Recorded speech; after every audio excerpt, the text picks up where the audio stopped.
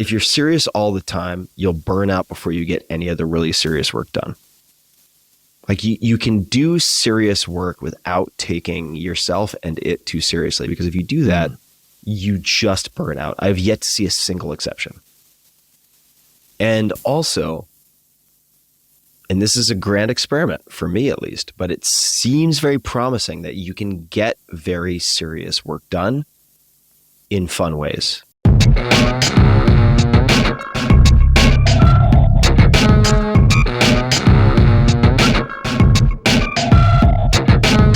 Hey everyone, welcome to another episode of Proof that covers all things NFTs, including a brand new project done by none other than Tim Ferriss. Tim, welcome to the show. So great to be here. Good to see you, brother. Dude, good to see you. Sorry, I have a new... And for those who have not seen what happened before we press record, I've been enjoying nonstop sound effects of every possible type because Kevin has a new toy. That's right. I do. And, investor dollars put to good work here. We have our own little soundboard now, which is awesome. No, in all seriousness, though, it is nice to actually have a somewhat professional studio. It'll be very professional once we actually have a real home. Although this is coming together quite nicely. Mal's done a fantastic job setting it up, and we actually have, real mics, real lighting, things of that nature. Yeah, so looks great. Cool. I like the purple background effect that you have working for you. It brings out your eyes. You know what's crazy? Thank you, first of all. And it's crazy that we just moved in here. This is actually a temporary space a couple days ago, and Mal rushed to get this set up. So it's good job, Mal. Good job. Looks excellent. But so dude, this is crazy because we've been talking NFTs for a long time now. You were very gracious to let me chat your ear off about NFTs on the Random Show and talk about the early stuff in the early Proof past days, and then obviously in the chaos that became Moonbirds. But what people may not know is that you immediately went all in, as one does, especially you, and went deep, and we really started going crazy with NFTs, especially around our trip to Marfa, Texas. Yeah. I remember when we went out there and you started buying some serious like chromie squiggles, like you got some great NFTs as a collector first, right? Collector first. Yeah, absolutely. I mean, I haven't, and that has been for me. I mean, I really haven't showcased any collections of any type. I've just been collecting to scratch my own itch and to explore the world of NFTs, which I think for a lot of folks has been entered through the gateway drug of NFT artwork. And as someone who's been very, not just interested in, but involved in art from a production perspective, right? From an illustrator perspective, a lot of that background is or has been invisible to, I think, a lot of folks who have read my writing or have listened to the podcast, is that prior to all of that, my plan was to be a comic book penciler for 10 plus years and worked. It's not too late. It's not too late. And worked in illustration and paid a lot of my way through college expenses and so on with illustrating books and magazines and acting as a graphics editor and so on. So I've been very, very interested in all of these intersections within the kind of Venn diagram of NFTs. And also our background goes way, way back in terms of early stage tech, experimenting with new tools and playing with these technologies. That goes, I mean, certainly way back. You even further than I, but for me, 2007, 2008 at the latest. So this has provided a really fun opportunity to re-engage with all sorts of things that I'm interested in. I feel like that is one of the things that you and I bonded over very early on, where, I was more obviously on definitely on the tech side, on the angel investing side. You were just kicking off your career as an author and angel investor. And then you were into big into biohacking, which I was always curious about, but you were like, an order of magnitude more sophisticated in terms of like your understanding of published papers and the literature and all that stuff. So I would just kind of follow what you were doing, except for the stuff that got you in the hospital or other things. But I kind of fast follow where it was appropriate. I could give you the do not try at home list also. So I could save you some hospital visits, which, that's what friends are for. Yeah, exactly. And then we would, do angel deals together, try out new technologies together, things like that. And so, when I got into NFTs and all that, and knowing your love for art, it makes sense that you would then venture into the space and kick the tires. Now, that said, it's November 8th as of this recording. NFTs might be dead right now. We don't know because it's been a hell of a day. It's been a very exciting day. Hell of a few days. Hell of a few days. Yeah, very exciting. I mean, exciting in the way that like an avalanche is exciting, perhaps, but exciting nonetheless. You like to watch, kind of, but you should be far enough away. But sadly, we're right in the middle of it. So. Yeah, better on video instead of being on one ski going directly into the avalanche. But some people choose to ride the bear. Some people choose to do something else. Dangerous hobbies. Great T-shirt for you. Ride the bear. Ride the bear. So let's talk about your project. Can we?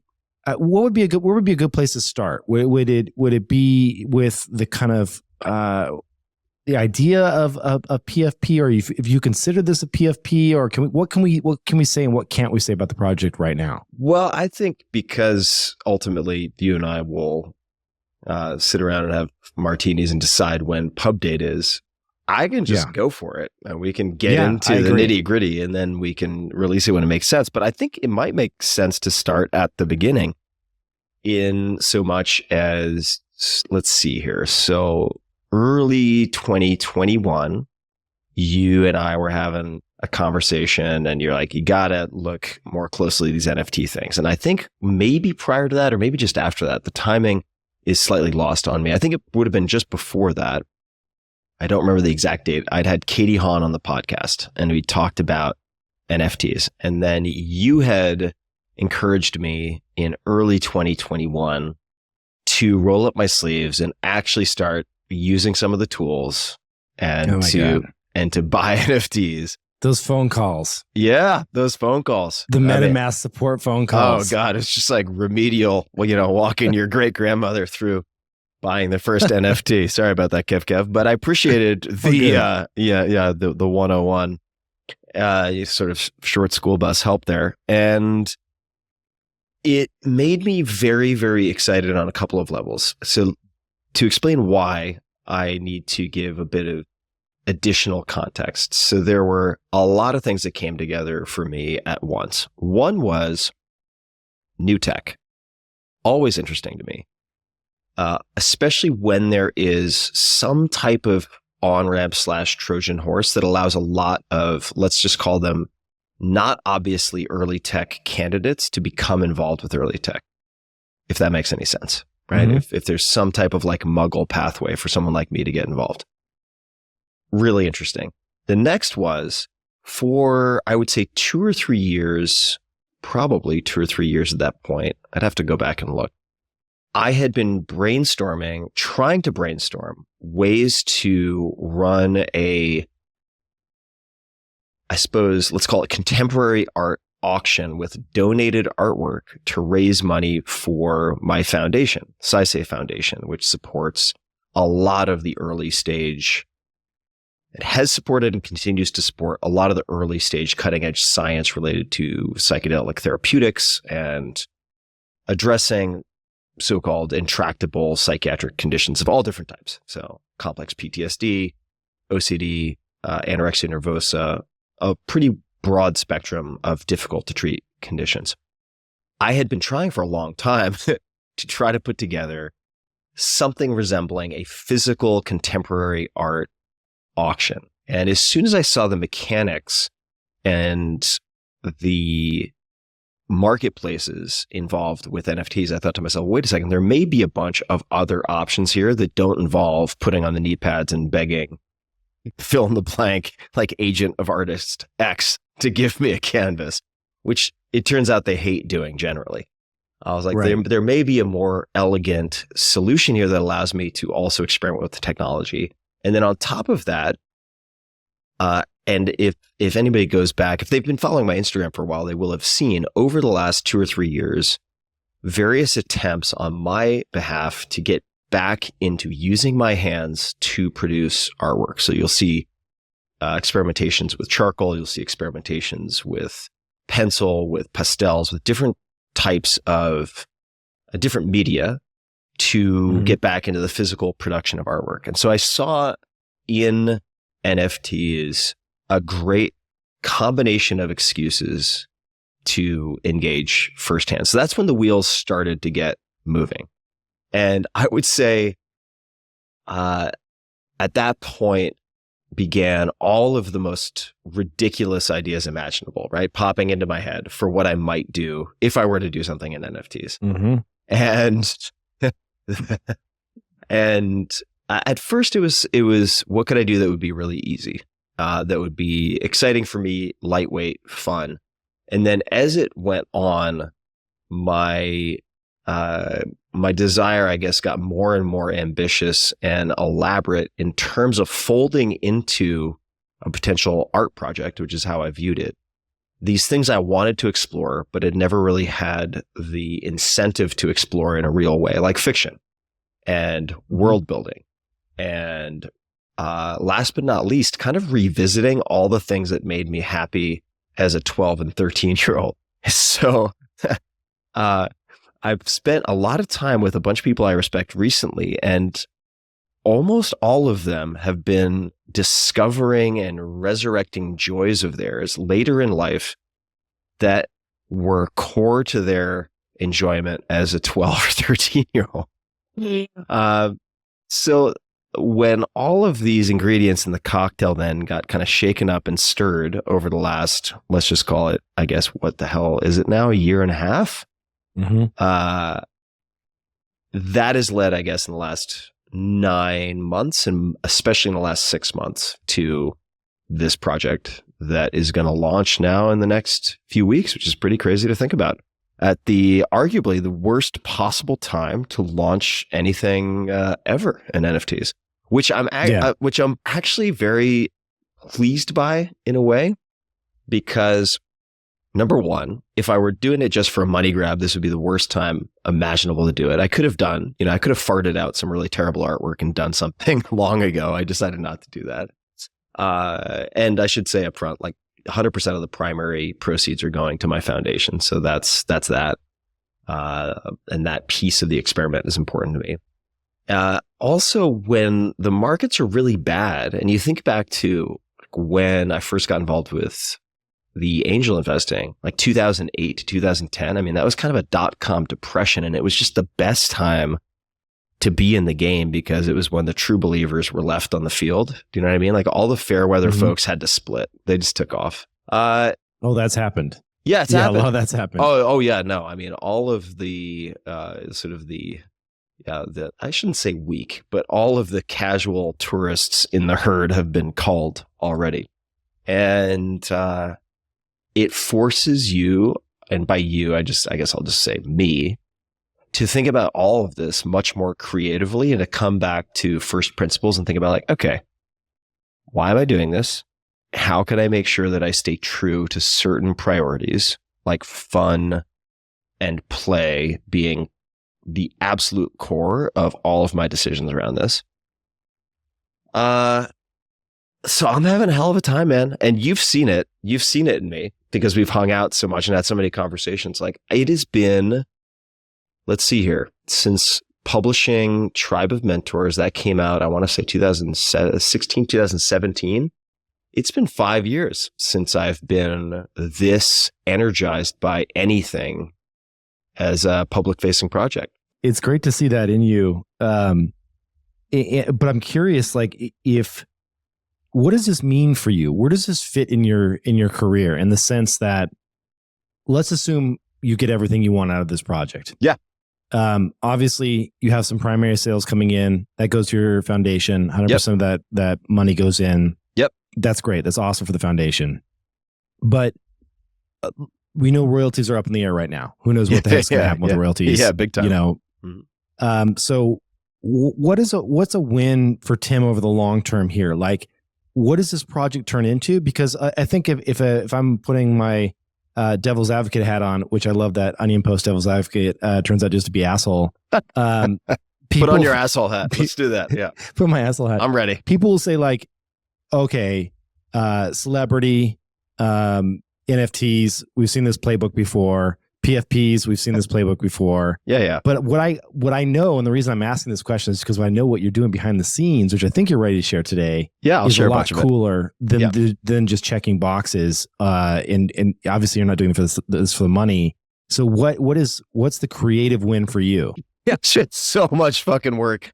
Oh my God. If I did like my hourly on this, I'm working at Burger King. It's fucking hilarious. Right. Anyway, so the win for me is continuing to play the game. So that is... What's the game? Effectively a quote from Karse and sort of the finite versus infinite games side of things. So the game here is giving myself compelling excuses / reasons to engage with creative muscles that I have, but I haven't exercised in a very long time. And one way to do that is through something that I'm reasonably comfortable with, but that I haven't done in a very long time. And that's visual art, right? I have very, very, very acute visual senses. I have pretty good fine motor control. And I can also, I've realized through this process, work with artists really well. That's new for me. I've always been the artist when I've designed, say, all of my book covers, with the exception of Tools of Titans. Like I designed all of those book covers through sketches and then had them professionalized and polished, obviously, to get ready for actual printing. But the visual piece is something I feel like a whole human being again when I'm engaged with. And it feels so good. It feels so good. But I need reasons to do that, because when all I'm trying to do is, say, take a lesson with a teacher once a week, other things crowded out, right? Other things crowded out. Life gets in the way, and I'm trying to adult my life as best as possible. I'm like, oh, well, that's not important. That's optional. But when I have a team, and when I have a project, and when I have deadlines, the magic is that shit gets done. And I actually do a lot more art. So I mean, I have in my bag right now, I took it with me to a coffee shop, like a huge sketchbook. I have an iPad with Procreate on it that I have still not figured out how to use. I've just been putting it off because I'm enjoying scribbling in my notebook so much. So that's part of the game that I want to continue, is the visual art. The other side and there are many pieces to this game, but one of the games that I want to really continue to engage with is fiction. So I've spent so much time as a nonfiction writer. I mean, 1,000+ blog posts, right? Thousands of pages of published material in the books, let alone the other thousands upon thousands of pages that were cut from those, and the drafts that were thrown out, and so on. Nonfiction is an incredible craft. It is super interesting and challenging in a million ways. However, I think when it's done best, generally, you're a really good architect, and then you do a ton of research and you assemble all the materials, and then a lot of it is carpentry, right? Like you're putting together what you laid out in the blueprint. And that has its own creative challenges, but what I really have enjoyed about playing with fiction, and what back in the day I enjoyed so much in D&D, Dungeons and Dragons, right?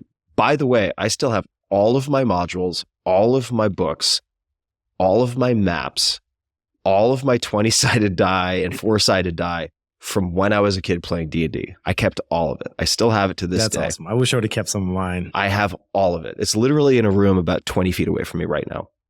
And what I enjoyed so much about D&D, whether I was the dungeon master or a player, and what I have enjoyed so much about art, and what I've enjoyed so much about now doing fictional world building, this is coming back to the question of what game I want to continue playing, is that you can set these initial conditions or set a situation, say with a character or with two warring clans, or with, in the case of Dungeon Master, it might just be a setting in a particular campaign with different characters, and here's the opening scene. And then you go from there. So even I, in this case, as the writer per se, do not know what the ending's going to be. I have no idea what's going to be around corner number 7. And that is fun for me, right? I'm not just putting together brick by brick the building that I already know the finished look of. That's not the case at all. So what I would love... Can I ask you a question? Sure. About that though? I mean, what you're saying is you're talking about writing, but we're also talking about NFTs. So I think what we're missing is the connection, how that thread is connected. Yeah, totally. Because I would say most NFT projects, they'll say, hey, we're the crazy, buff squirrels or whatever. And then you've got like the squirrel page, and then there's some copy about the lore of the squirrels and how they got their anabolics and like all these things that go down. and then that's kind of it, right? It's like a page and you're like, okay, that's all. You're talking, this isn't just a one pager. This is the characters. I buy this and I'm done. No, it's not a one pager. Now, I want to be clear. I'm not committing to writing, the half-assed version of Game of Thrones or something. Yeah, it's not 12 novels, but I have spent hundreds of hours thinking about world building. So the NFTs here for me are a project with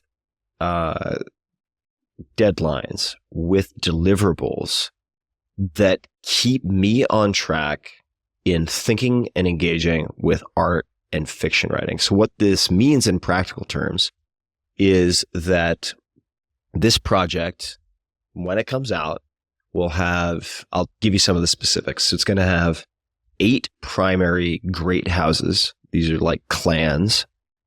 And they're going to have different characteristics, different strengths, different weaknesses, different cultures, different religions, different natural resources. I mean, there's going to be a lot of fucking detail.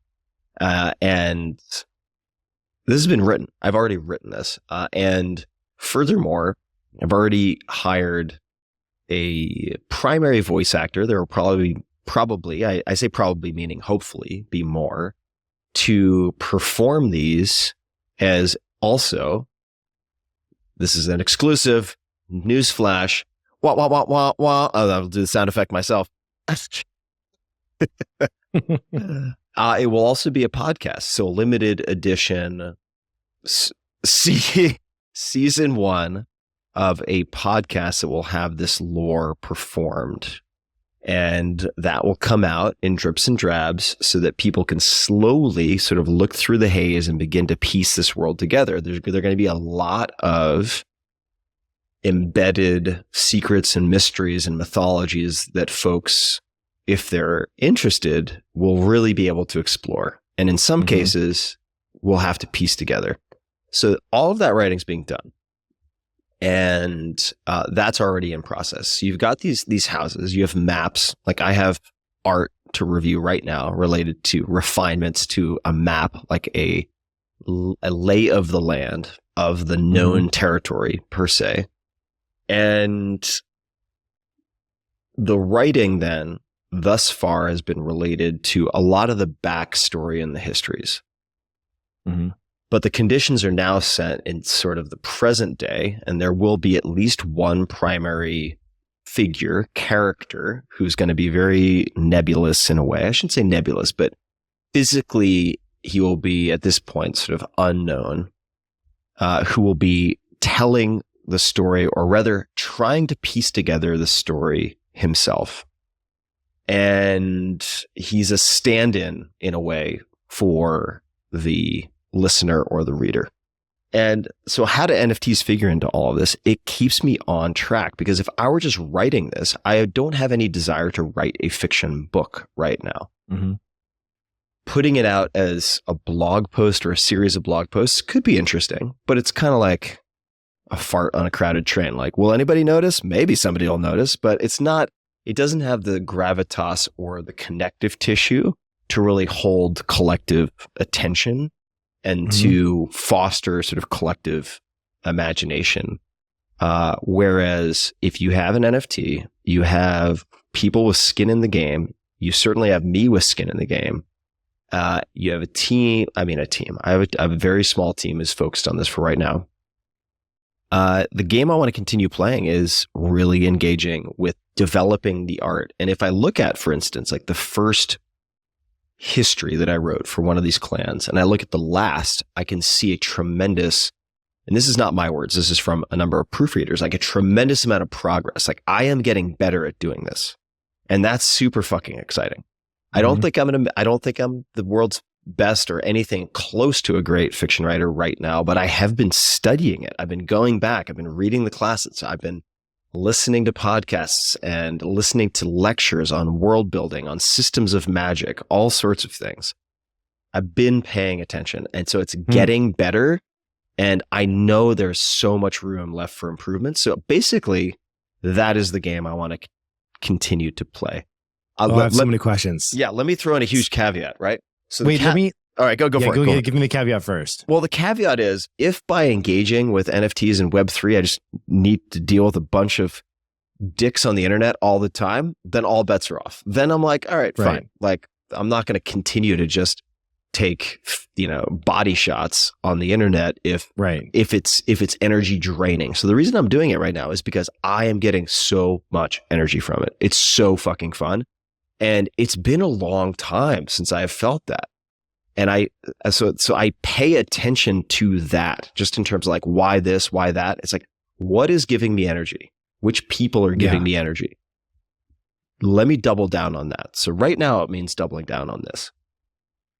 The thing about the NFT space that is so challenging for me and everyone else building in it is that, a year ago or close to a year ago, if you'd have asked me as someone that's a builder, how far out do you plan when you're building product in general? I would have told you, kind of 8 to 12 months type world. That's very much a Web 2 kind of thing, right? Yeah. And then when I got into NFTs, I was like, oh shit, well, we shouldn't be planning more than 6 months out. That's just chaos, right? Yeah. Then I cut that down to 3 months. And now I'm at about 30 days. So I feel like anything above and beyond and that far out is dangerous because you promise something, this community, the people that are NFT collectors, maybe it's because the blockchain is just so transparent in general. They tend to, and this isn't everyone, but the folks that I interact with, they want a level of transparency and understanding about where the project is going, how ambitious is the project, and what do you hope to build eventually. And so I think that's the challenging part is like figuring out, especially with you, Tim, because Tim, you have such a massive podcast, a massive following on the other end of the spectrum, which is the more kind of like normies, not the Web3 folks, right? Normies, but yes. If you go in and say, hey, every single episode is going to be plug in this NFT collection, and it's like I'm going to put a lot of effort in this because there is a world where Tim Ferriss has the power to release comic books, to release graphic novels, to do miniature series on Netflix. Like there is a world where you could pull that off because you are the type of human that has the wherewithal, the knowledge, the fan base, all of that to make this happen. Yep. I guess like the really difficult question is like, how serious are you with this? Because you just mentioned, if I don't like the crowd, I might pull back a bit. Like that's going to be the number one question you get, right? Yeah. So I can let me take a stab. This is one of my favorite topics because I get to be the salty, cantankerous old man, which I'm really embracing these days. So all of those considerations that you just mentioned, right? Like, what's your roadmap? How's this? Comes down to, if we don't want to call it by too fancy a name, people just wanting to know if they're guaranteed to make a quick buck, right? By and large, they're like, can I buy this and then flip it for 0.2 ETH more 2 seconds later or 5 days?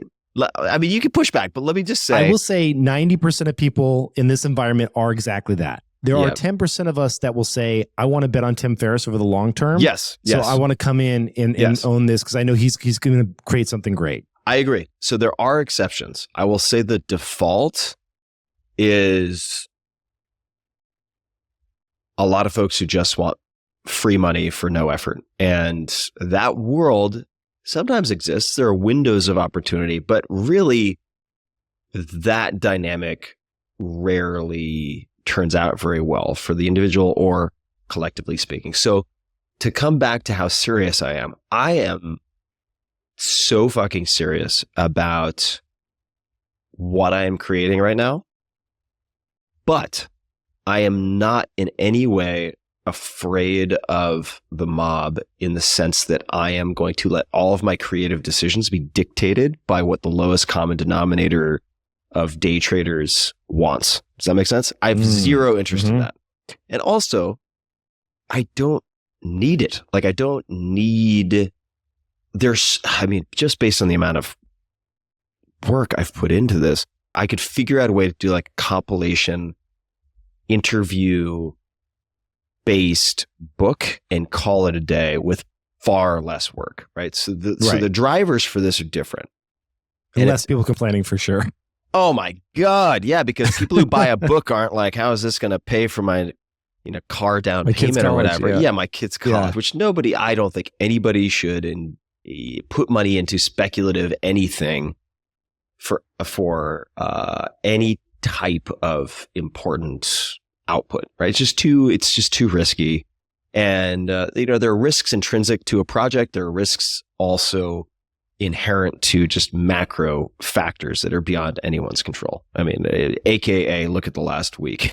I mean, for fuck's sake. So, look, if you want something safe, NFTs ain't it, folks. So with that having been said, so I'm very, very serious.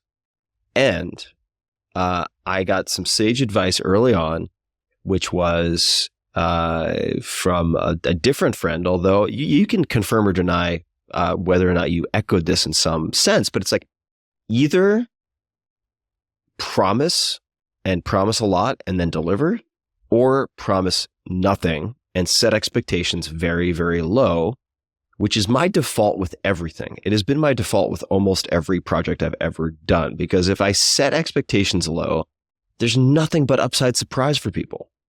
So, except that you just told them that, and now they're like, "Oh, he's setting the expectations low. I'm gonna buy it." I am setting expectations low, but here, this will be fun. Why don't I? So there's going to be an FAQ on some kind of mint page or website dedicated to the project, right?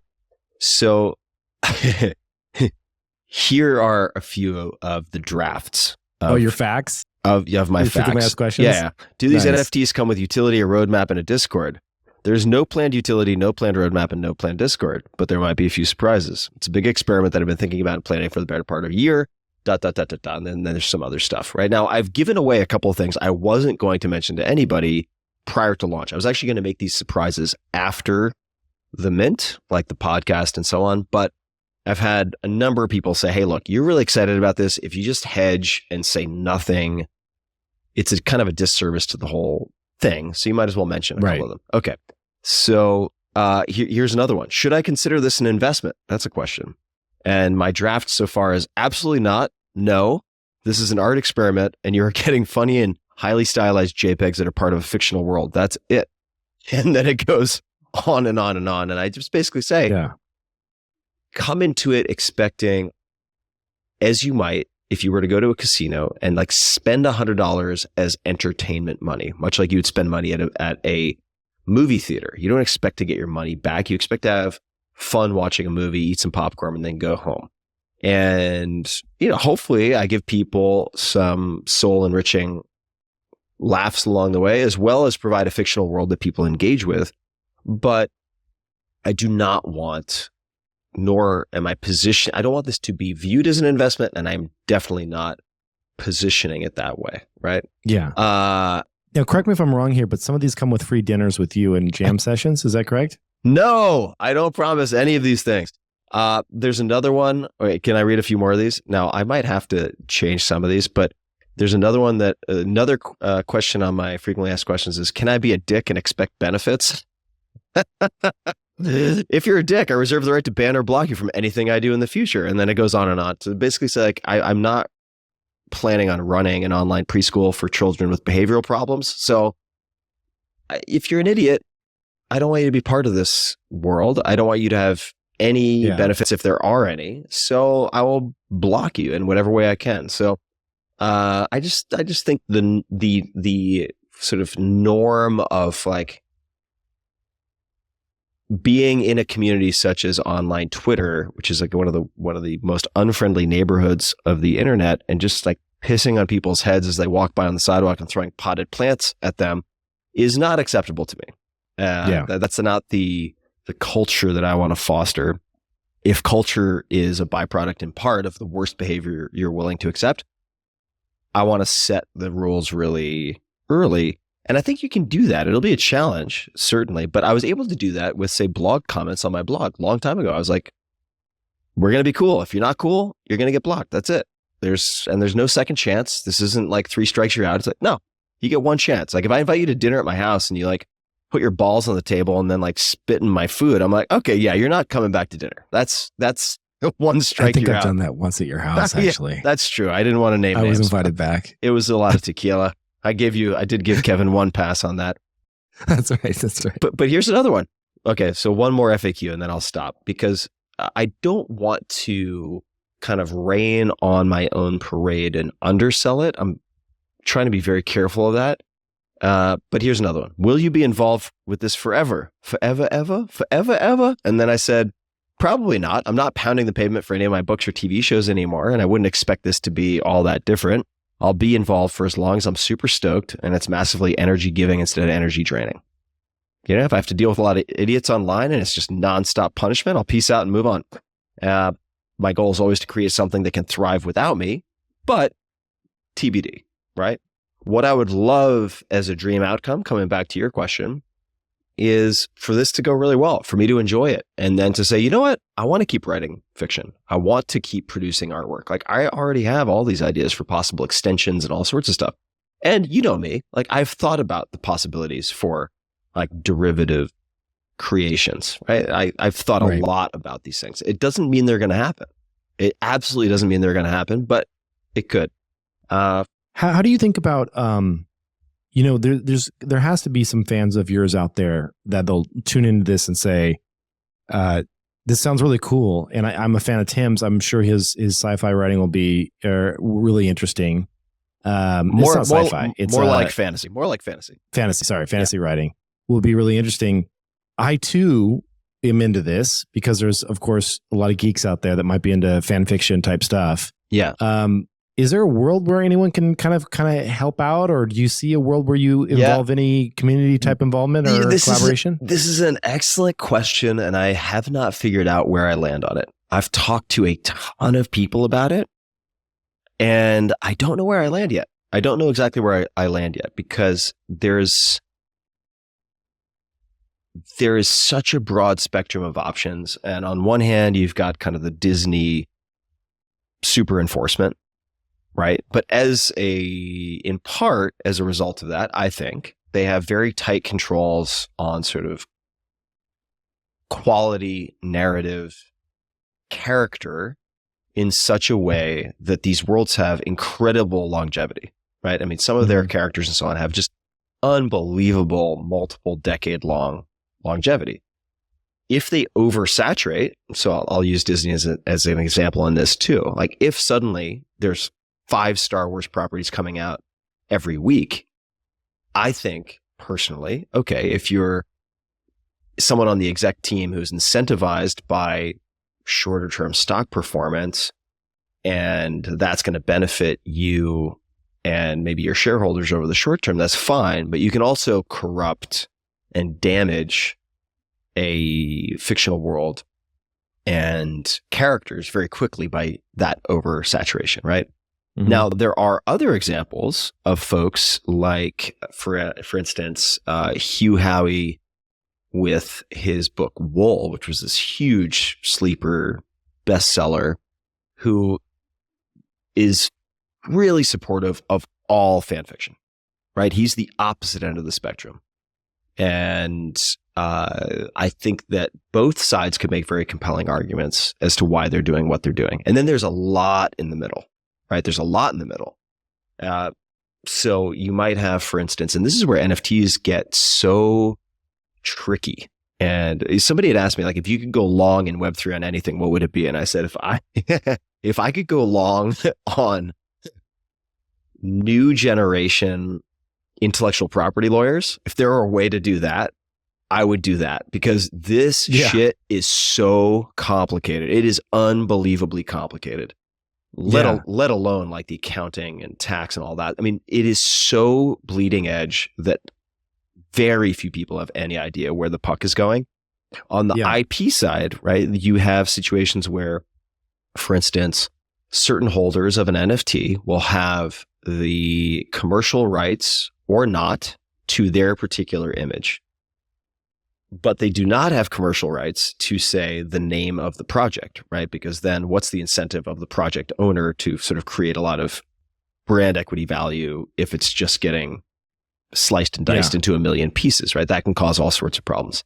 And you see this with a lot of the larger projects in the NFT space today, right? So like, how do you thread the needle on that is there are sets of questions that consume so much, well, for me at least, like a lot of thinking that are invisible from the outside when you just see the output. But yeah, I'm doing a lot of reading on this, and I'm talking to a lot of people about it. I'm not sure where I land yet. Yeah. So, I mean, you've got like Gary Vee, for example, protects all of his IP. So like the sacred sardine or whatever, it's like, it's only Gary's, only he can use that. I don't know if sacred sardine's a thing, but let's say it is. I like Probably is. That might be my DJ name. You've got that's fully protected. You know, I've gone the CC0 route, which is, you know, like Nouns and Cryptodes and a few other projects out there where we say the remixes, the meme culture, the extension of the brand into 1,000 different nooks and crannies is going to be what gets us more visibility long term, which, you know, experiment. We'll see what happens. Experiment. And middle of the road kind of Bored Apes, like we'll give you a little bit of, you know, you can go sell a coffee mug, just don't call it Bored Apes, call it number 65, whatever, you know? So any sense on which way you're leaning, or no, not yet? Yeah, I would say I probably lean, and this is nothing new to me, right? I want to just maybe backstep for a second and say, I've had to think about this stuff before. This is not new, right? I've had to think about it with respect to my books. I've had to think about it with respect to the podcast. And like, what do I do when people are slicing and dicing the podcast? What do I do when people are creating like summary books of one of my books? What do I do when there are various types of derivative products that get put out that are associated with my books or my name or whatever it might be? How do you respond to that, right? And when do you need to respond to it, right? Because there are laws established around, say, trademarks. If you never enforce your trademarks, you get yourself into trouble. So trust me, I know this very well. You know this really well. So as much as the Web3 world is the Wild West, like there are we live in a society governed by laws. And if you're going to think about, here's what I would say. If you're going to think about, if people are investing in a person or a team because they hope that person or team has a long-term focus, anyone with a long-term focus has to take this shit seriously and think about it. Otherwise, they're not thinking long-term. They're just flying by the seat of their pants, and their stuff could, you know, the floor could fall out. Not the floor in the NFT sense, although I guess that could be the case as well. But like the metaphorical floor upon which the entire project stands could just disintegrate unexpectedly if they're not minding these details. So where am I right now in my thinking? Probably somewhere closer to Bored Ape, Yacht Club, and Disney. I'm probably closer to that end of the spectrum. I think that's wise. Yeah, for me, I think that for this type of project, for this type of project, and also it's like if folks want me to try to craft a world that they can engage with in some way, whatever that sum is kind of like TBD, right? There need to be certain pieces that are reliable for me as foundational pieces of this world. So I can create, let's call it, you know, physics that are reliable. I can create lineages that interweave in a way that makes sense. And We'll see if that changes. I've also, for instance, come across, I have put so much time into this, Kevin. Oh my God. I mean, you know that I've done a lot of it, but like the number of case studies that I have read and case law related to different types of IP is unbelievable. The number of cases I've looked at related to almost every major NFT project you can think of is mind-boggling. And there are some cases of folks who are, for instance, opening up to certain types of fan fiction, and then they'll have their community, whether it's a DAO or otherwise, vote on pieces of fan fiction that are created that should be incorporated into the canon, right? Sort of that's interesting. Which is interesting. However, one of my like governing principles for this entire thing is actually a quote that I borrowed, a principle from Morgan Spurlock, the documentary filmmaker who made Super Size Me and so on, which is, once you get fancy, fancy gets broken. So I've seen a lot of projects become so complex, especially around mechanics, that I think a lot of people opt out because it just looks like a grind to figure the shit out on any level. So for me, I'm like, look, it's art. Like what you're buying is art. And what that then gives you is some skin in the game as a playing piece in a world that you can then engage with. The form of that fictional world is not going to be 27 different mechanics. It's going to be writing, and it's going to be probably spoken word, at least initially in the form of a podcast. And then we see where I think that's brilliant, by the way. I'm very, very excited for the podcast because I just know it's going to be fun. I'm excited. So now you've had some you and I have had this cat and mouse game about the name of this project and the specifics. Because, you know, one of the things that I love about you is you're so supportive of things that you believe in and get excited about. And one of the most hilarious aspects of your personality is what goes hand in hand with that is that you have a big mouth. And so I'm always worried about you blowing my cover with secrets. Listen, okay, you want to talk some shit? You're the most paranoid motherfucker I know, dude. You're like so concerned. It's true. It can be like something that you've already announced and you're like, don't fucking say a word. I'm like, Tim, you tweeted about it like 2 days ago. And you're like, oh, okay, you're good now. Yeah. I mean, look, so I agree. We are on, you know, we're on the opposite ends of the spectrum on that. Which is why we get along, because that's right. Like I'm the kind of like paranoid squirrel minding the nuts, you know, like that guy from Ice Age. And you're more like the Hakuna Matata, like warthog from Lion King. And so, you know, we get along. It's been a while since I've watched that one. I remember he was fat. Other than that, I don't know much. Oh, no, he's just like, everything's going to be great. Hakuna Matata, no worries, man. Yeah. Things are fantastic. No worries. Peace out.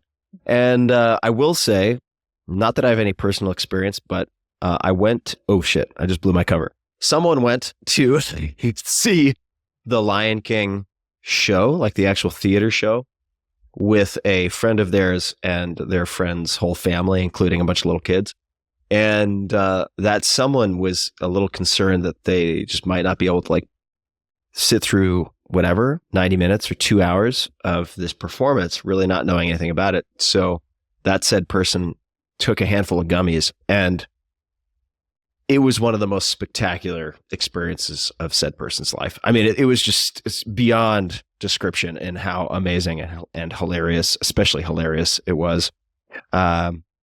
So thank you for coming to my TED Talk on Lion King and edibles. The point was that I'm paranoid. You're very much the opposite of paranoid. And what I wanted to offer is to share with you for the first time ever. This is not bullshit, people. Have not told Kevin the real name.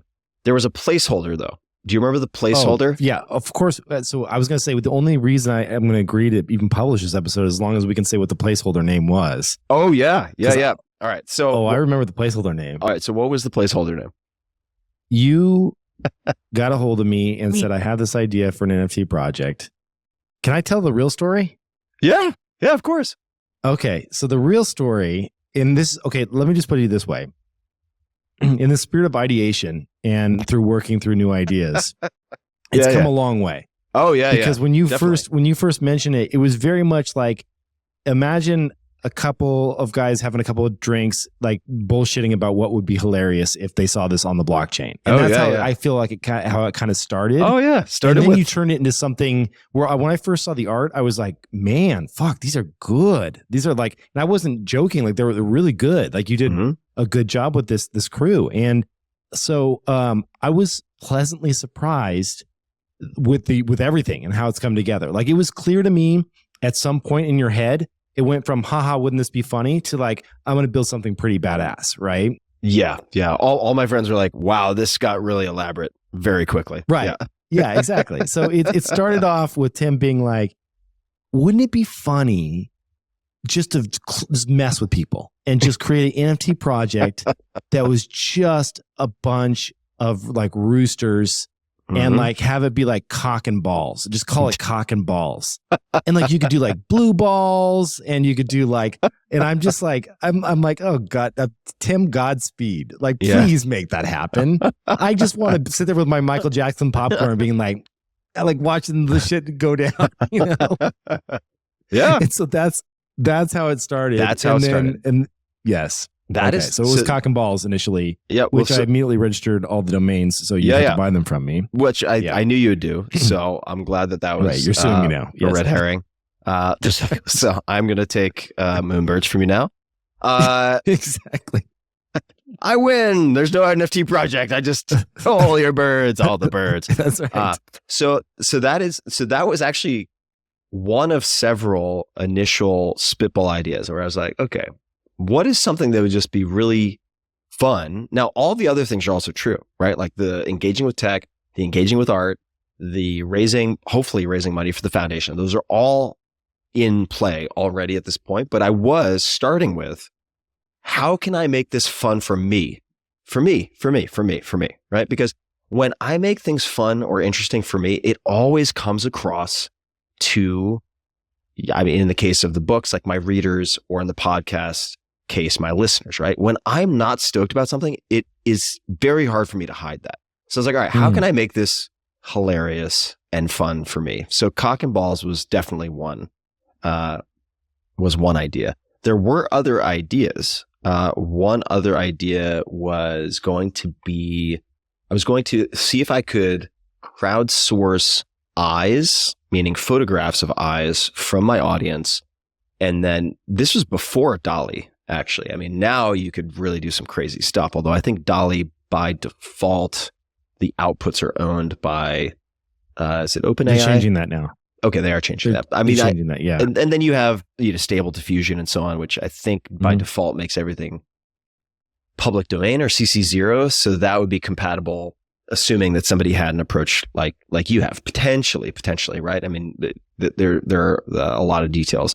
But I had this idea of doing something very interesting with eyes. And initially the eyes as let's call it the window into the soul, was going to be tied into consciousness, and then like a crypto for consciousness type fundraiser. Oh man, you should still do this, by the way. You should talk to Platon. Have you chatted with him at all? Do you know the I have. His photography is fucking amazing. I love his photography. I don't think he and I have ever met. But I've seen him present. His photos are amazing. I mean, the stories behind, for instance, his profile pic pointing up of Putin sitting in this throne, basically, and the backstory with the question about the Beatles. It's incredible. So I haven't iced this idea completely, but this was one of the other ideas. Was like, okay, I'm going to do eyes and do this, and then have this spin on stylizing the eyes. I had all these ideas. Another idea, which was kind of, I don't want to say too on the nose, but it was going to be for raising money for the foundation again. And it was going to be taking molecules of current and lesser known, also novel psychedelics. They could be tryptamines, they could be phenethylamines, it could be any. You could sponsor a molecule by buying it as an NFT? Well, you could potentially. So I thought about this also, like by buying an NFT and looking at certain dynamics or mechanics, I should say, there are ways that different molecules get weighted And then based on the weighting, funding is applied to, say, studies that support different classes or types of molecules. And there are a lot of molecules. Like there are databases of these molecules, at least as laid out in 2D. I'm sure there are absolutely ways that you could visualize them in three-dimensional space. But that was another idea, right? And then, I'm looking through a bunch of my notes here. Yeah, here's some terrible names too. Watts, Windows of the Soul, WOTS. Watts was going to be some wordplay that would have definitely been changed. And I thought about different collaborations, for instance. I really think Brandon Stanton is amazing, the Humans of New York. And he's a friend, and I haven't floated this by him because I didn't want to put him at any risk of some like NFT curveball screwing things up. But I thought, man, like he would actually be an incredible person to potentially collaborate with on something like this, if it were purely a fundraiser. But let's get back. Wait, there was one you wanted to do with the Dilbert creator. Was there? There might have been. Remember you was it the Dilbert? It was some comic. I don't think it was. I do know. Scott Adams has been on the podcast. His story is quite amazing. His predictive ability with him. Look at your text with him. You wanted to call it Dill. Oh, no. There was a joke. What the fuck was it? It was something NFT related. What was it? I think that was a joke. Yeah. I think I wanted to call it Dill Dog. No, it wasn't Dill Dog. I think it was.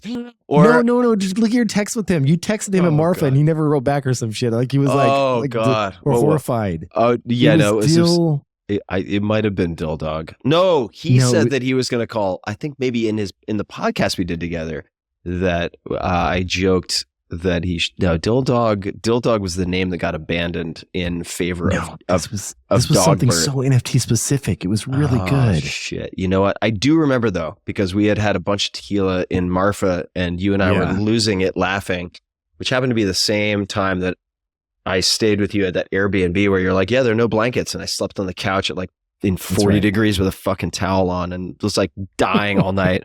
And then we found the blankets just conveniently in a drawer 2 days later. Oh God. But anyway, all right. So Cock and Balls, do you want to see the real name of this thing and how it's developed? Yeah, let's do it, please. All right. So I'm going to show you a shot on my phone. So I'm going to hold it up to the camera and I think you'll be able to see We're going to have some actual graphics we can overlay too, because we got to show all the artwork and all that stuff. So, and then I can explain the background on this. So now, as just a bit of preamble, a little foreplay before I show you this thing. So part of the reason that this name made me so happy, and it still makes me so happy, is number one, I'm just emotionally immature and an adolescent at heart, and I find this hilarious.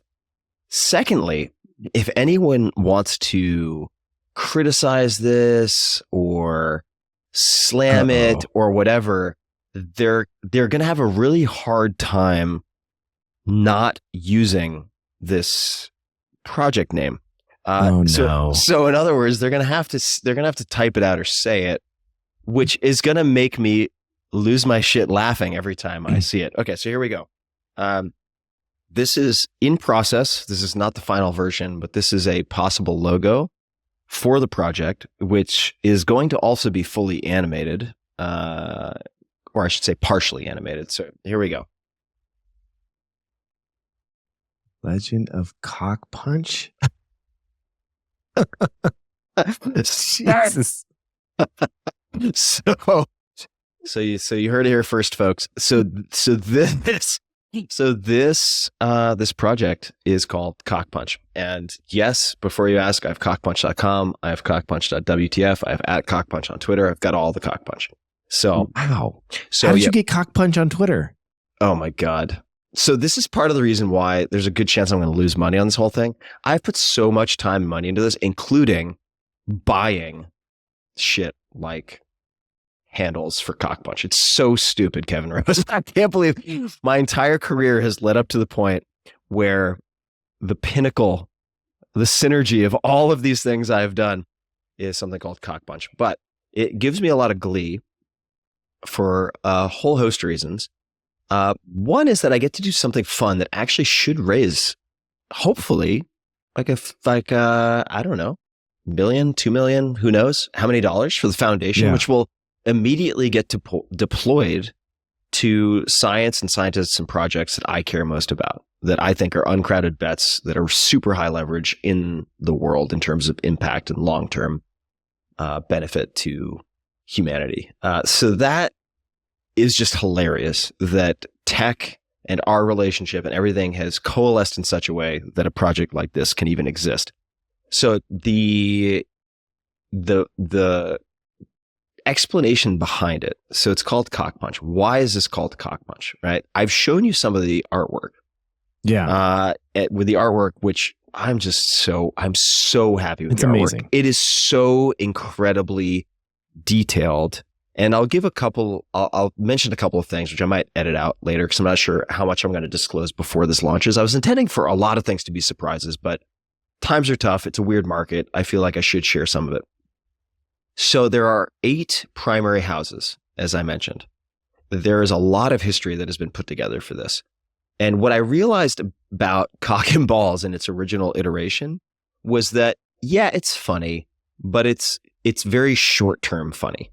Right? It's like cock and balls, haha, I get it. Cock and balls, it's a cock, it's holding some balls, like bowling balls or billiard balls. Like, yeah, okay. It's funny for a second, and then it's just not very interesting. What I also realized about that initial cock and balls, I just love saying it, iteration, is there just wasn't much narrative or dynamic connective tissue to it at all, right? It was a joke. But what I realized very quickly as I was thinking of variations on that is I was like, okay, hold on. What if there were this fantasy world within which you have this warring states period? So there's basically this civil strife, warring states period, quite similar to Japan way back in the day, not totally coincidental just because I've studied so much Japanese history. And this is true for many, many, many places, by the way, before they became large nation states. There are these warring states periods. And at one point, this truce of sorts, this peacemaking mechanism was developed, which is kind of similar in some ways to how geopolitics can be exerted through the Olympics now for humans, right? It is kind of warfare through athletic means.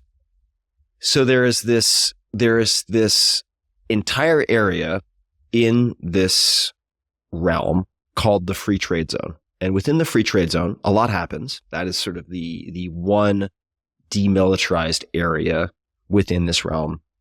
There is the Eightfold Arena, and within the Eightfold Arena, you have the Great Games. And the Great Games are one-on-one warfare between these characters who are sent as representatives from the 8 houses, and they're vetted in different ways. And that's part of the lore that I won't get into right now because I want it to be a surprise. So it's a little MMA style / Olympics / it's like MMA meets the Olympics meets gladiator type. And they're all roosters.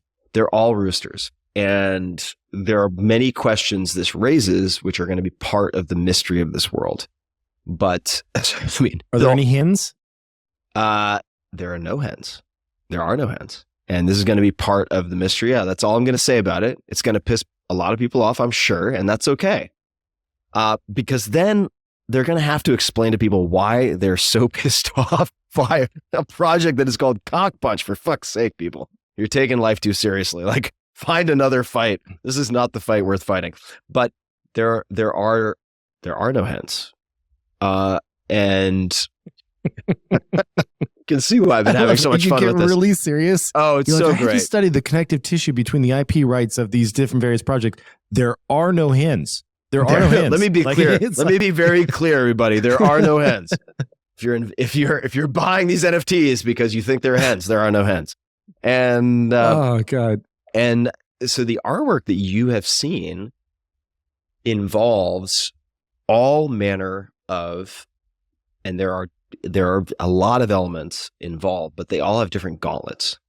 right? So I don't want to give away the name, but there is a specific name for these games, but colloquially throughout the realm, it is known as cock punch. Why? Because it's a bunch of cocks and they have each these gauntlets, and that is one of their primary weapons, is punching with these gauntlets, hence cock punch.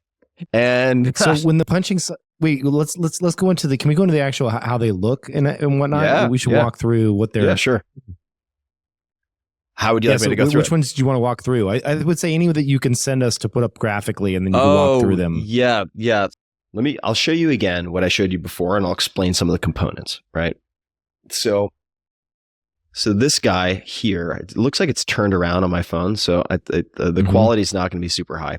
But what you're looking at here is a very, very large kind of Goliath rooster. And what you see if you kind of double click on this, you see a handful of things. So at the very bottom of this, and the configuration of all this is not an accident. This is where all of the Easter eggs and stuff that's embedded in this fictional world, I think, are going to be a lot of fun. But this example in the logo, as I just shared it with you, is a Goliath rooster who will have many attributes people might associate with, say, a berserker, right? So think of maybe the fictionalized Vikings with battle axes and things of this type. And the visual, I mean, in this particular case, he's got war paint across his face and huge neck, and also very detailed armor. And most of it is, in this case, leather. There is some metal at use, but there are going to be one or two clans who have primary access to and expertise with metals. And that is one of the types of scarcity that will exist in this world. And that changes behavior, and it changes how things flow, and it changes the interactions, right? At the bottom of this, you also have two gauntlets. And in this particular case, they're two gauntlets that are bladed, and they have two different types of blades. But the type of gauntlet is really, really wide. I mean, I think we have, I want to say close to 300 different attributes that were all designed from scratch. Crazy. It's so incredibly detailed. How do you even come up with that many? So we sat down and put together dozens of Google documents, put together hundreds of pieces. This is what I did, hundreds of pieces of reference images. So it'd be like, hey, it's a blend of these 5 things, but go to this Wikipedia page, go to the 6th paragraph on this particular weapon that was used in this particular culture. I want this aspect, but not this aspect. And I want it to be roughly this multiple in terms of the size of the hand. I want it to be held in this way. I mean, the level of detail is completely bananas. And then there would be rough drafts, and then illustration and design reviews. Sometimes almost always those would start in 2D. So something I haven't shared, which I'll share, and you saw the first teaser that was presented today that I put up on Twitter at @tferriss and at TimTimNifties. And that teaser blew a lot of people away, right? It's well beyond what anyone would have expected. And the story behind how it was generated hints at a whole extra layer of complexity that also makes this very interesting, which is all of these characters are modeled in 3 dimensions. So the way that all these teasers were created was by positioning light sources and camera angles around these characters who exist. And by doing that, you get these incredibly cinematic, stupidly, I think, awesome shots of these characters. It's all done with in effect, the files that people will ultimately have access to in 3D. It's going to start with 2D because these 3-dimensional files are, I don't know, like some of them are going to be enormous. They'll be like 2 gigs, right? So for mint purposes, it's going to be things will be more likely to break if we try to do that out of the gate, but they are all 3-dimensional, which means you can do all sorts of fun things with them, right? If you take the time to learn how to use any of these 3-dimensional modeling pieces of software, you will be able to create photo shoots for your character and like rotate and so on. What that also means, though, is we did not just create something in 2D. We had to keep in mind what it looks like when you rotate it all the way around, when you look at it from the top. So the sheer number of details to build in was crazy. It's been so incredibly labor intensive, and I've loved it, which is the maybe even crazier part. Like I am so, you mentioned that I'm kind of paranoid, or very paranoid. It's true. Very hyper vigilant. I think there are a lot of good reasons for that. A lot of weird shit has happened to me, including like some pretty gnarly stuff. So I think my default is like on alert, right? There's that. What that default on alert though has as an upside, because I'm very, very, very visually acute, right? I can probably draw the layout of every restaurant I've ever been in, right? That's crazy. I have incredibly abnormal visual acuity and visual memory. So reviewing this art, well, here, I'll give you a crazy example. You'll believe this too. It sounds unbelievable. I was surprised. So we had to go through at one point, and not only did we create like 290 different traits, and by trait, like that could be a hairstyle, but more commonly, it's like a really intricate piece of outerwear, or a really intricate weapon, or really intricate footwear, something like that. And then we need to go through and name all these things, right? Oh, I've been there. It's a lot of work. Yeah. So I went through with the project manager and named all of these things. I love naming things. There's a lot of power in names, which is going to be part of the whole lore and world that I'm building and have been building. But after naming all of them, I remembered every image and what name it was associated with. So like for the next week, I'd be like, hey, I want to change that one thing. It was called this, but I want to change it to Amethyst Deceiver. This is what the gauntlet looks like. Here's the reason for doing it. Could you update that in the spreadsheet? So this is just a way of saying, I don't think there's no detail that I noticed that has been overlooked in this art. Really proud of it. It's crazy. When I was on a call with you and one of your folks were working on it, they were zooming in like really, really, really close along the edge to make sure that like everything was connecting the right way. Oh yeah. And I was just blown away at like the attention to detail and just making sure that everything is just so perfect on these things. Yeah. For such a project that like started off with such humble beginnings, and like you were just like, yeah, it's crazy. Yeah. Yeah. And that right there is a great example of, I think, why I'm getting so much energy from this. Because because from our initial conversations, there's no way I could have predicted this is what would have happened. And that's fun, right? That's fun. And there's another reason why it's like, yeah, what's your 5-year roadmap? Like, number one, I'm not doing this to cater to day traders. I understand that traders are a part of this. I realize that's, in fact, in some ways, I think a healthy part of the ecosystem. We didn't even talk about royalties, but I do. Oh, that's what that was my next question, actually. Fire away then, because this is going to tie in. Yeah. So my question that I had around this, especially when you got into a lot of the more like insanely well-defined weaponry and things of that nature, I could easily see you assigning, power to each of these individual things, saying this character has more armor, this character has more of this and that. And like, given your background in D&D, like this could be an easy play to roll into either some type of game or, I mean, that's an obvious move. If we were back 6 months ago, 8 months ago, and the royalty engine was fired up the way that it was back then, you could say, heck, I could launch this, get on a $10 to $15 million a year run rate in terms of secondary royalties, and fund the hell out of all these kind of crazy ideas. Could fund all the development myself for stuff like that. Yeah. Yeah. And it's like, that would have been amazing. Sadly, that's no longer the case. Yes. What's the plan? The cherry blossoms have shed their flowers. That's right. Well, you mean the plan in terms of royalties, or just the plan in terms of how I would want to explore things like that? I guess a couple questions to that then. So one, what's your current take on royalties? And I said before, this is the 8th, so things could be completely different by now, November 8th.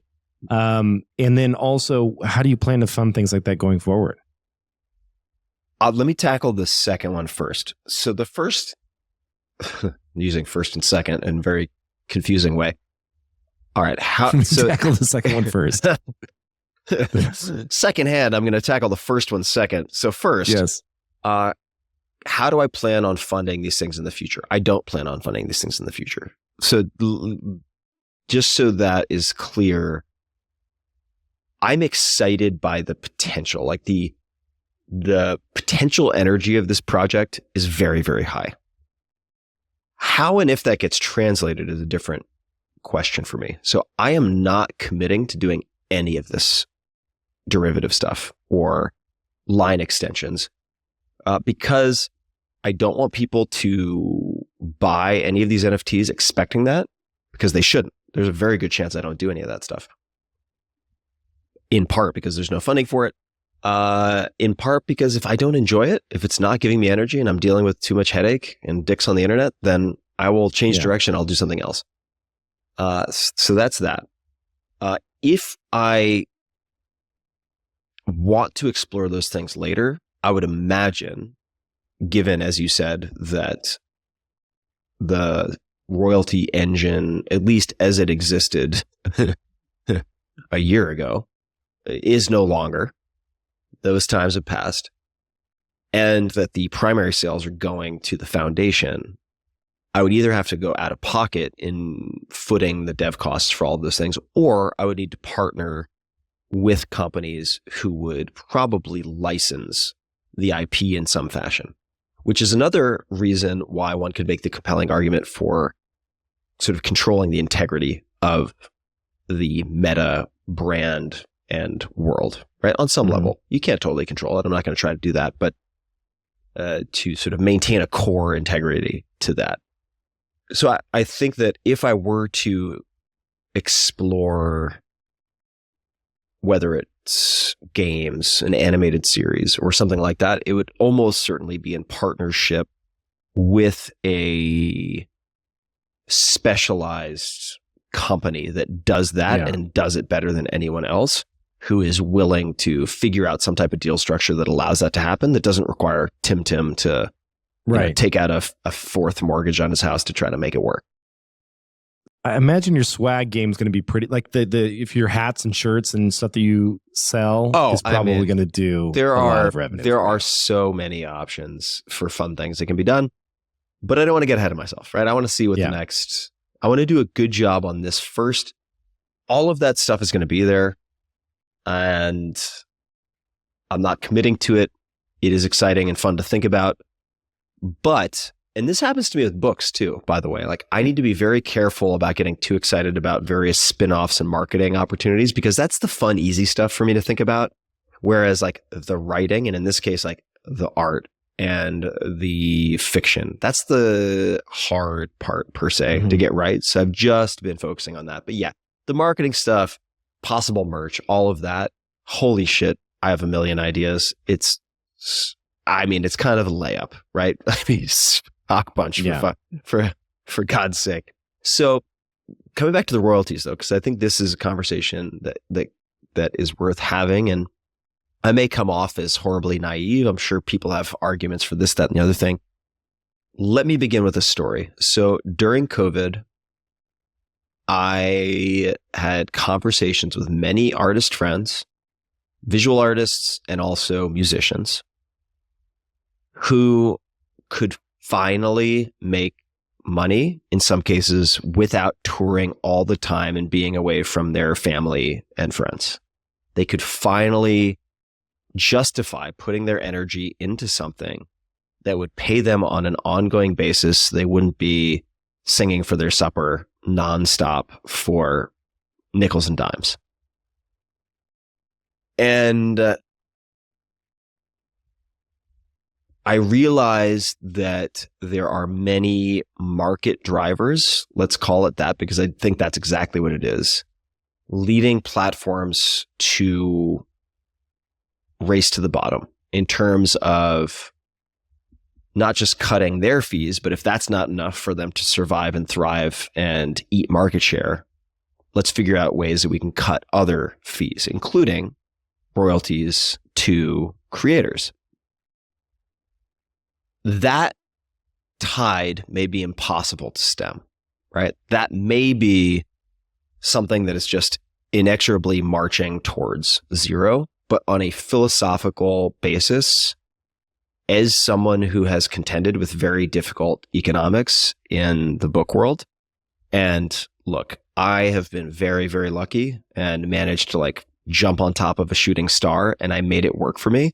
But I don't want to get into specifics, but people would be shocked by, relatively speaking, how little money comes out of, I guess, 5 books now that are #1 New York Times and Wall Street Journal bestsellers that are like in 40 plus languages. They would be shocked at what that actually translates to. Much like I think people would be shocked to learn what musicians make from tens and hundreds of millions of plays on some streaming platforms. Right. It's unbelievable how little that actually adds up to. So, well, I'll put it this way.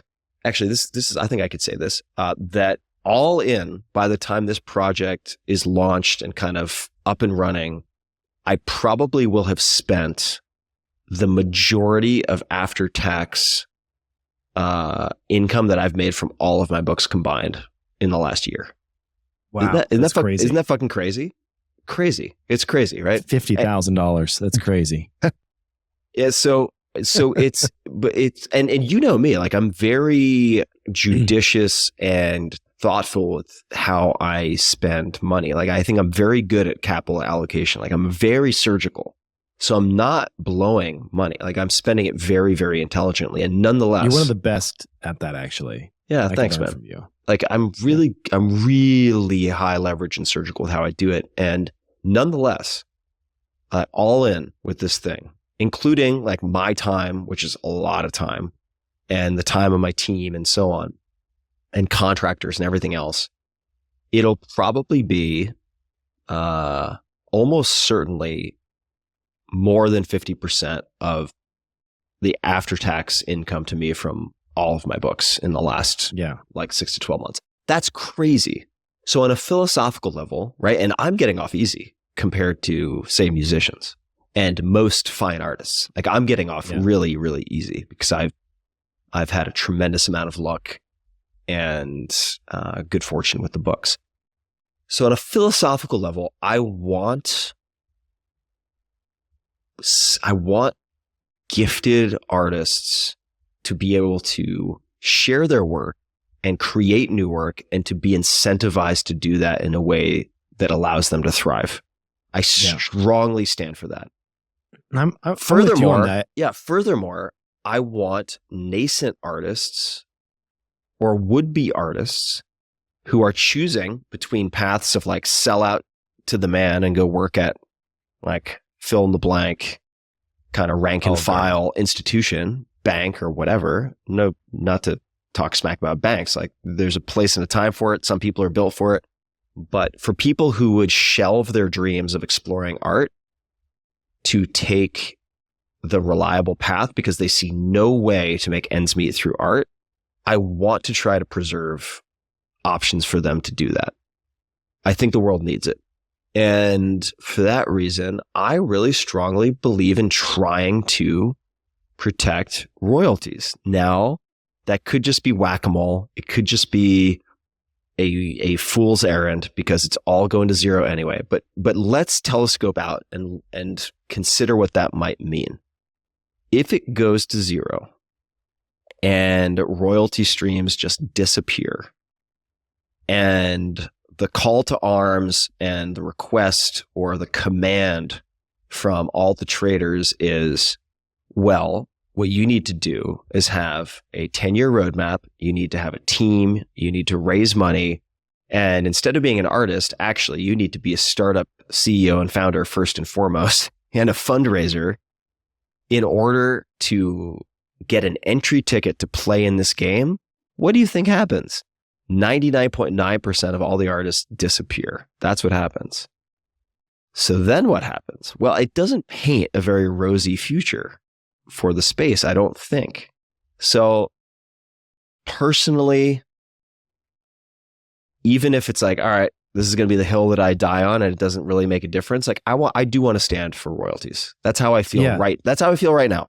Well, here's the thing, Tim, that I think I will agree on this and tell me what you think about this statement.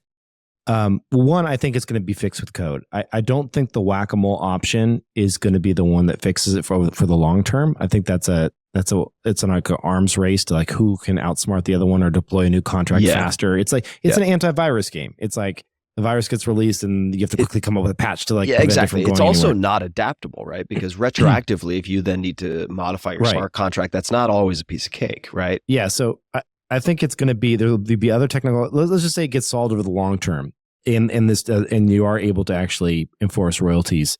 I think the beautiful thing about it is if you see something that's enforcing a royalty and you see it on the screen that it's enforcing the royalty, you don't have to buy it. Like let the market figure out what the right, because I think what'll most likely happen is it'll probably be, well, I think there's a couple things.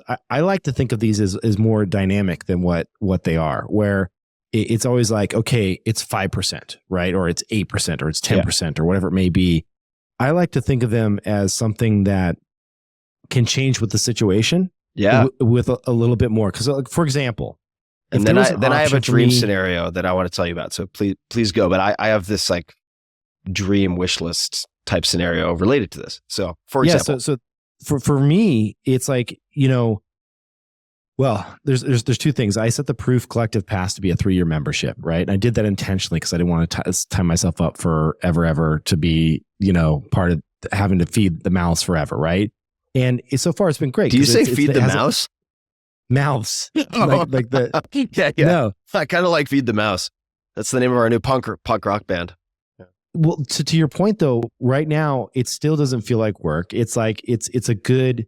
We're creating great experiences for the people that own the passes, but I think it's the last 6 or 8 passes that were sold were done so that escaped the royalties, right? Yep. And so we have another side of the crowd that's like, hey, turn the pass on to be a forever pass. Get rid of the 3 years. We're coming up on a year now. We'll be a year in coming January 1st. You have 2 years left.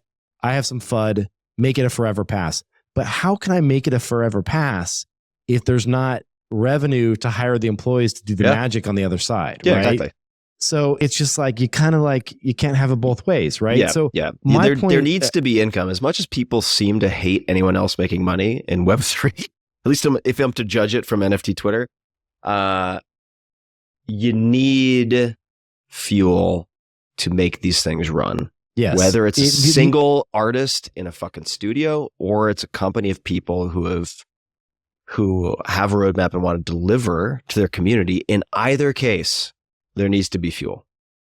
The other piece of this that I think is really important is that there needs to be a checkbox that I believe personally you'd get 80+% of companies that would check this. Whereas if there is a sale where someone is losing money from the last transaction, don't charge them any royalties. Like if someone is underwater for something that they have collected on the art side and it just isn't working out, like why would I want to kick them while they're down, right? Like that would be a box that I would check right away. Yeah, that's interesting. I think you I don't know. To me, that there's better solutions are coming. I've been talking with a lot of folks, and there's a lot of really interesting tech being built right now. So, what I was dreaming about, and I knew it wasn't going to be, I didn't think it would be technically possible, but part of what gives me so much excitement around this is that, and people might view this as a negative. I don't think they should. Like, I don't need to do this. right? Like I'm choosing to do this, but I don't need to follow. I don't feel compelled to follow the dogma that has very quickly risen up to become scripture in Web3, right? Like you can't do this. You have to do this. You always have to do this. You can't do this.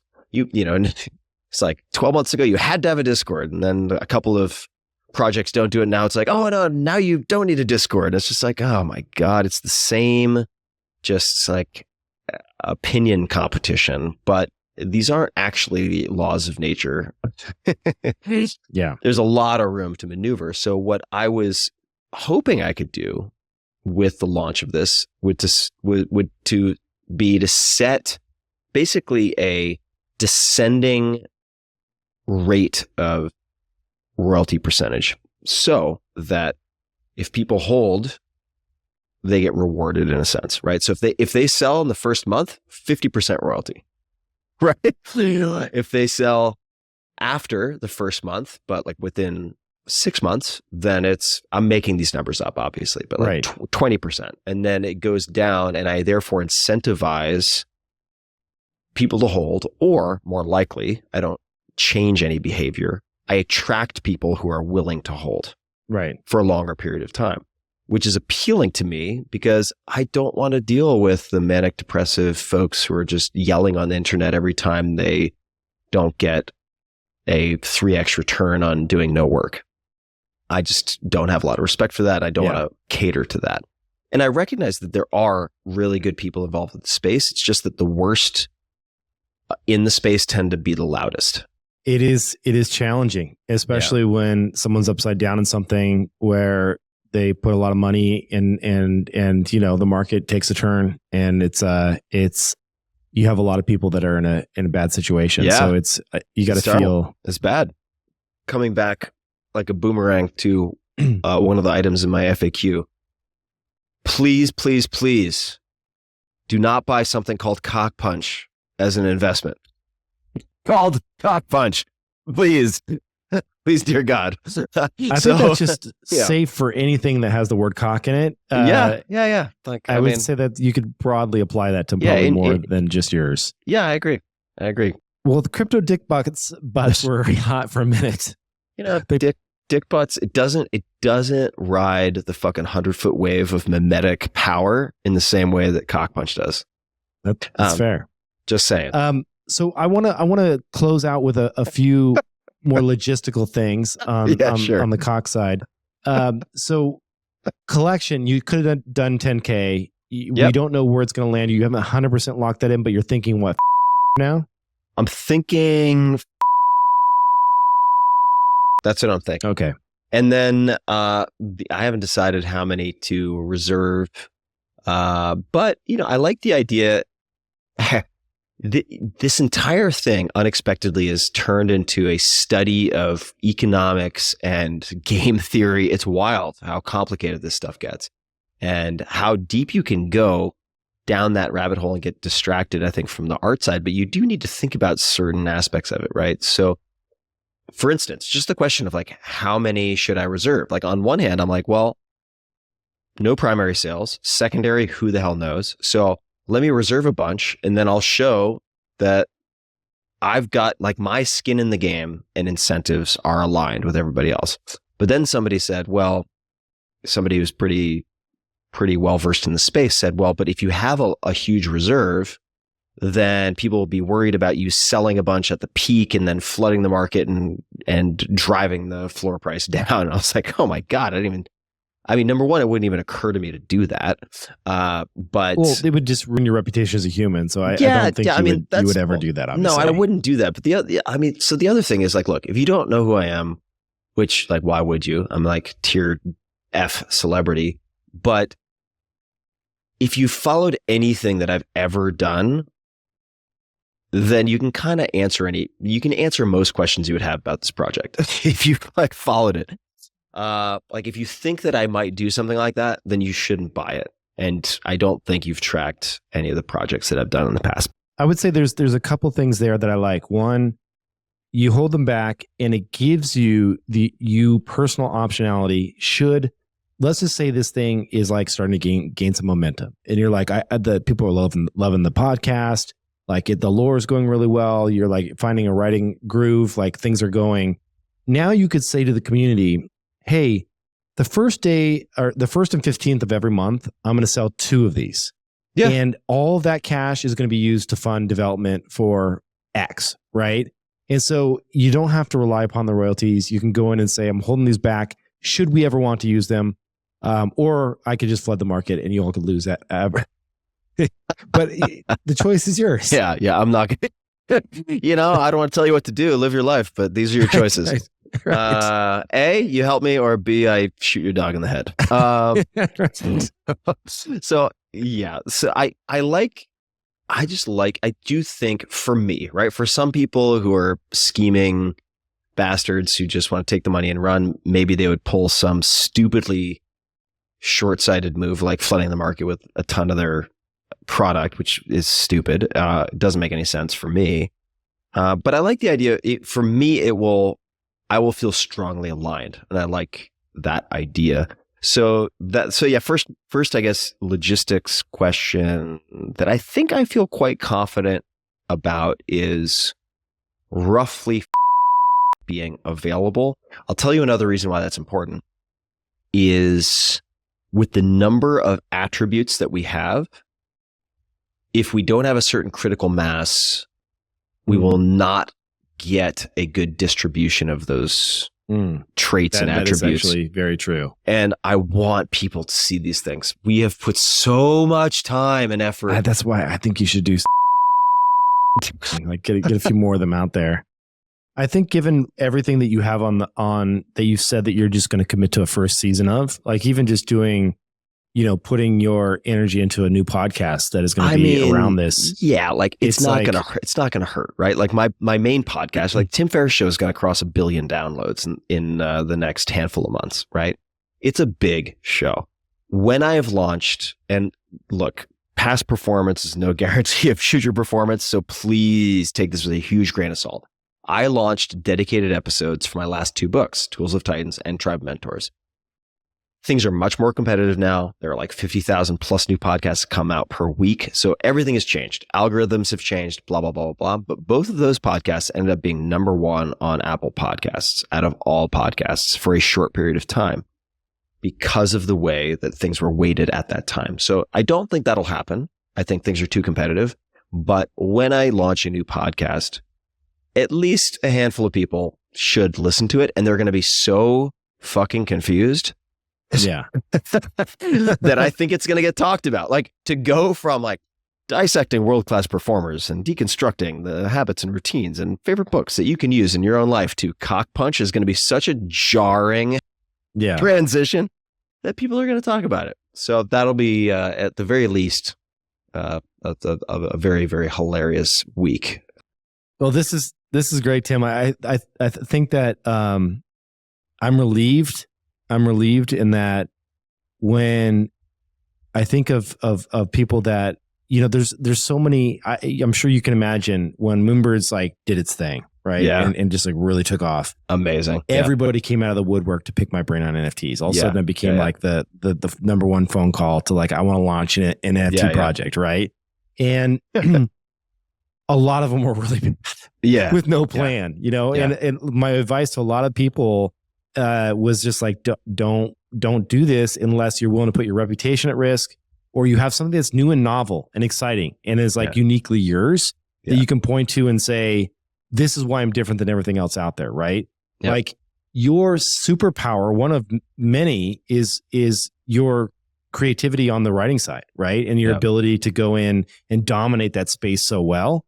And so you were playing to your superpowers, the art side, and then also the creative writing side. It's like, I don't know. That's a good, powerful combination that isn't just insert celebrity signing on artist to do drop to make, X number of dollars and never show up again. Right. Yeah. Yeah. So totally. It's exciting. It's exciting. And I've also, I've sort of painted myself into a productive creative corner in the sense that I decided way before any other decision that all the primary sale proceeds would go to the foundation, right? So there is no option for me just rug pulling and running with my bags of loot to the to the Bahamas or to St. Kitts or whatever, right? Like I have created conditions such that I need to be creative, and that's great because that's what I want to do. Yeah. So I've just created the constraints and the incentives such that that's what I got to do, which I'm very excited about. I remember it being in Austin at Elizabeth Street Cafe, drinking a Vietnamese coffee and eating pastries while you were texting me during the Moodbirds launch. The fucking craziness that was ensuing. And I was so happy for you, man. I love seeing my friends win and win so big. And it was so fun to get those texts. It made me so happy. I was with a friend and I was like, oh, I appreciate that. Look at this, man. I'm so fucking happy. It made my day.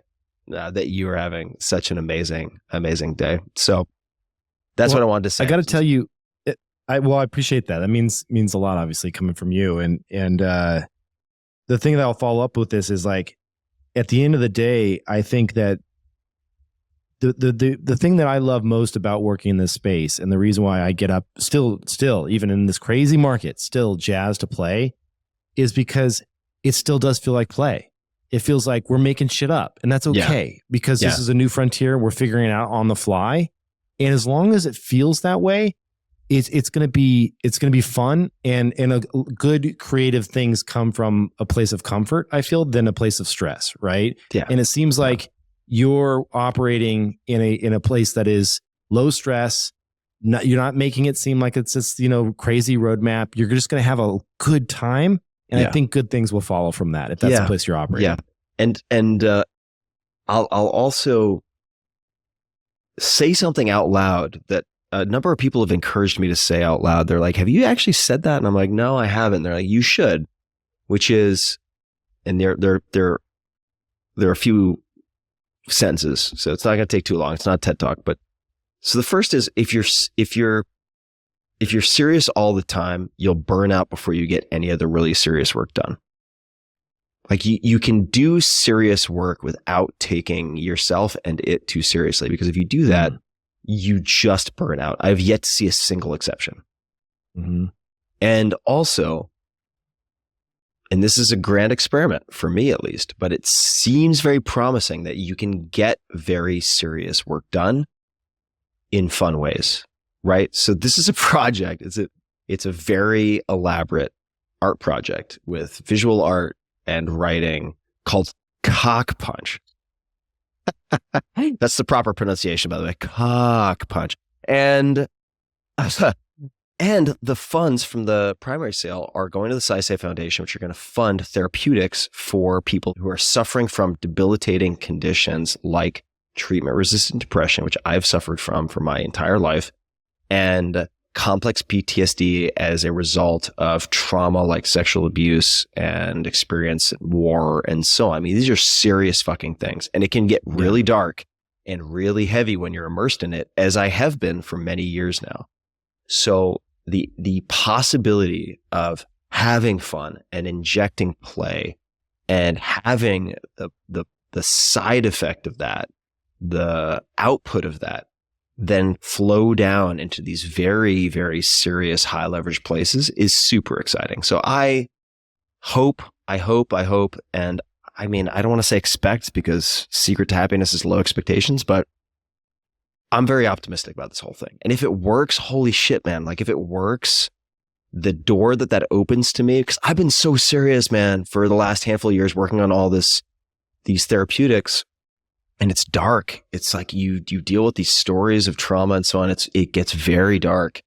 So the idea that I can continue to do that work, not abandon it, not abandon those people, not abandon myself, but to also have this like light, fun side that offsets it, that gives me longevity and endurance. Oh man, that's exciting to me. Yeah, that's amazing. And I love that you're not taking yourself too seriously and just calling it something just ridiculous that you could also get shit for not having it not be PC, by the way. Oh yeah, can't wait. I can't wait. I'm excited for you to be canceled next month. Oh yeah, but in the process of trying to cancel me, they're going to have to write and say Cock Punch over and over and over. Right. So good luck. The gymnastics that people are going to have to go through from the peanut gallery to try to criticize it without actually taking the bait and saying or writing cock punch is going to be just pure entertainment. Yeah. Well, that, and if this does take off, let's hope it's like, this could be gravestone material where it's like creator of cock punch. Yeah, I was thinking, amazing. I was thinking one of the best moves, like if I want to walk the walk of not taking myself too seriously, launching this as my first major NFT project and first attempt at fictional world building is going to mean that I would, like a third of my Wikipedia is going to be dedicated to something called cock punch. Yeah, that makes me happy. Oh man. So anytime anyone in like, the Netherlands is like, we run this business organization, we are thinking of having Tim Ferriss be a keynote speaker. Let's go to his Wikipedia page. It's going to be like cock punch. Hello. So it'll be interesting to see how that turns out. I love it. So good. Well, Tim. Yes. Yes, sir. Great to have you on the show. Excited for this launch. I will be minting with bells on and hope I get the rare blue ball cock, which is the rarest, correct? The blue balls are not common. Blue balls are not common. They're treasured. They're treasured. They're treasured, as are many others. People think we're joking, but that actually is true, right? One of the blue balls trait is treasured. Blue balls are actually rare. And I don't want to spoil all the secrets, but yes, blue balls are prized possessions. Those are going to be on the rare side of things. Cockpunch.com. Yes. Don't miss it. At Cockpunch on Twitter. At Cockpunch on Twitter. Oh my God. Kev, how did I end up here? I love it. Awesome. Thanks, brother. We'll see you on launch day with tweet. I'll be retweeting every related post I possibly can. Oh, it's gonna be glorious. Can't wait. Oh yeah. Great to spend time with you, brother. All right, that is it for this episode. Thanks so much for tuning in. If you would like to help us out, head on over to proof.xyz and click on the reviews button at the very top and leave us a 5-star review. Thanks so much. Take care.